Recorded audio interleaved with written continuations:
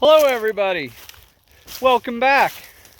It's been busy and we have corn combine. I didn't film anything down here because I was paying attention to what I was doing, trying to get as much of this down corn through the head. This is our little bottom piece that had all that raccoon damage and deer.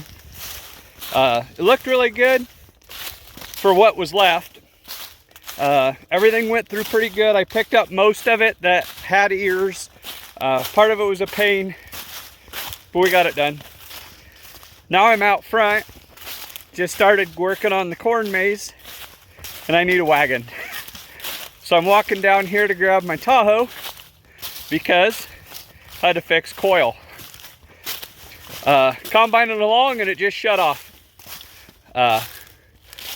Found out, had a bad coil. Coil went bad.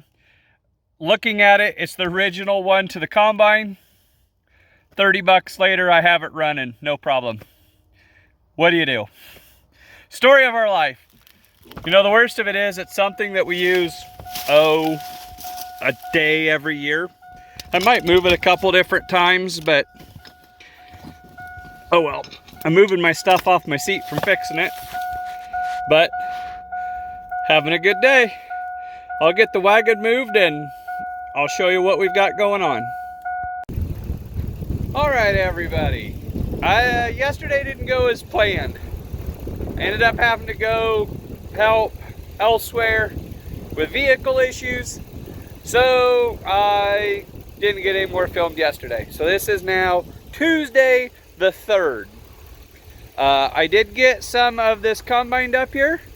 And while I'm pretty sure we're gonna have to replace the battery on the combine, but we use it like a day or two a year. If I jump it, it works. It wants to start, but it just isn't there. It is what it is. If it was something we used way more often, I'd be way more apt to spend the expensive money on a battery for it. I'm not right now because honestly, this afternoon, I'll be done. Let me get the camera. And I do have part of it combined.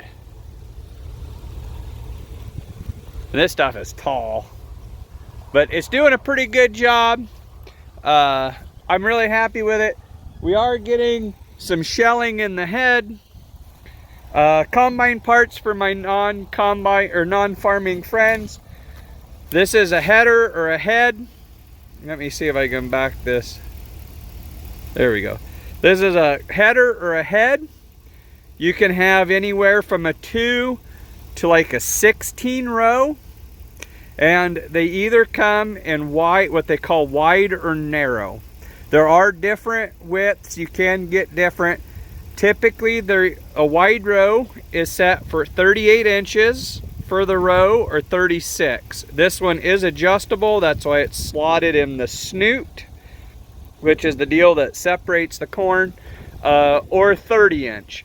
Most farms nowadays, corn is on 30-inch rows. They call that narrow row. There is some farmers that are running as narrow as like 15 to 20-inch corn. That's not as common as the 30-inch.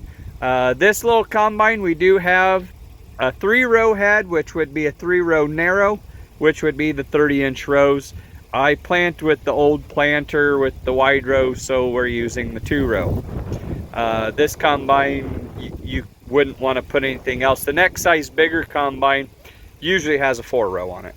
So that'll tell you this is our just little bitty combine. And I'm jumping it, check the oil, getting ready to grease it. This is the feeder house underneath here, under this screen. It's got bars that pull the grain up and into there where it actually shells everything. Then you've got your unload auger. You have your grain tank up there, which I do have some grain in. Let me crawl up. Ugh.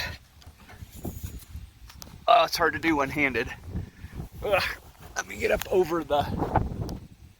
I do have grain in it from yesterday. I gotta get back down. That's harder to do one-handed than up. And then I have an audience over there.